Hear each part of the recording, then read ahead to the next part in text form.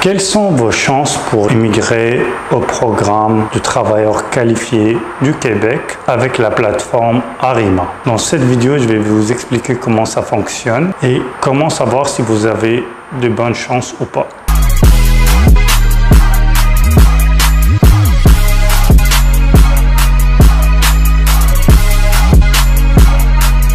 Bonjour tout le monde et bienvenue dans cet nouvel épisode de Claire Vision Immigration. Pour tous qui ne me connaissent pas, je suis Zied Sali, consultant réglementé en immigration canadienne. Et dans cette chaîne, je fais des vidéos sur l'immigration au Canada surtout, mais aussi sur la vie au Canada, vu que j'ai vécu dans plusieurs villes et plusieurs provinces, notamment les plus grandes provinces au Canada économiquement, Québec, l'Ontario, la Colombie-Britannique et l'Alberta. N'oubliez pas de vous abonner à la chaîne.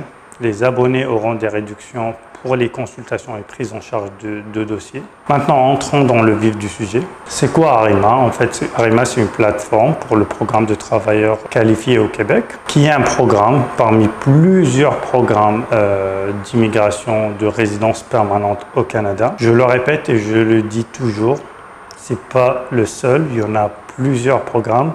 Le plus dur, c'est de déterminer c'est quoi le ou les programmes où vous avez des chances. Si vous avez plus d'options, plus qu'une seule, déterminez l'optimal, soit celui qui vous coûte le moins d'argent, soit celui qui est le plus rapide. Mais il faut passer par cette phase d'analyse. Le scénario que je vois le plus, c'est des gens qui n'ont pas cette analyse-là ou qui font cette analyse basée sur des gens qui sont venus des années avant et que les lois ont changé.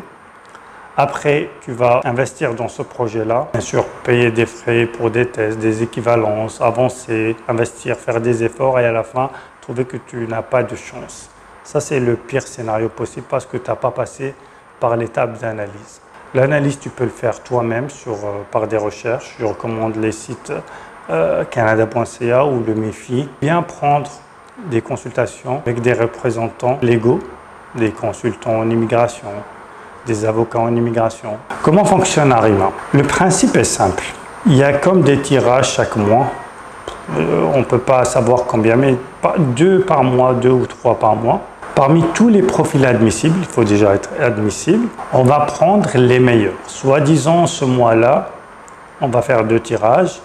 Et ils ont besoin dans ce tirage qui va venir, je dis n'importe quoi, des chiffres au hasard, ils ont besoin de 2000 nouveaux résidents permanents sous ce programme-là. Et il y a par exemple 10 000 ou plus de candidats dans la base de données qui sont admissibles. Comment ça va fonctionner?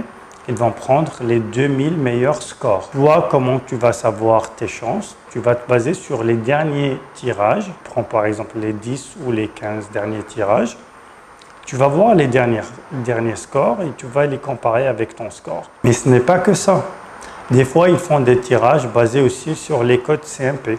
Des fois, c'est des tirages juste basés sur le score. Des fois, c'est basé sur le CMP et le score. Il y a aussi le facteur de langue. Récemment, Arima, c'est devenu obligatoire d'obtenir le niveau 7 en français. Voilà, maintenant que vous avez compris le principe, on va y aller par qu'est-ce qui va augmenter ton score? C'est quoi le profil idéal?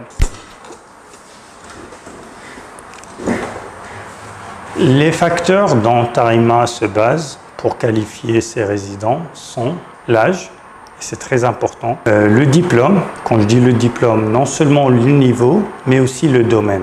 L'expérience aussi, pas en termes de nombre, mais aussi le domaine d'expérience qui va vous donner plus de points.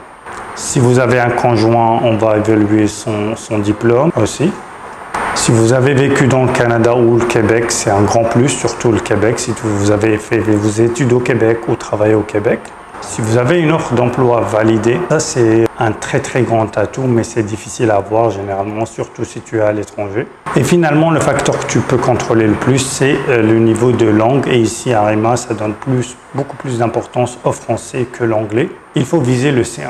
Si vous n'avez pas vécu au Canada, le C1 devient une priorité.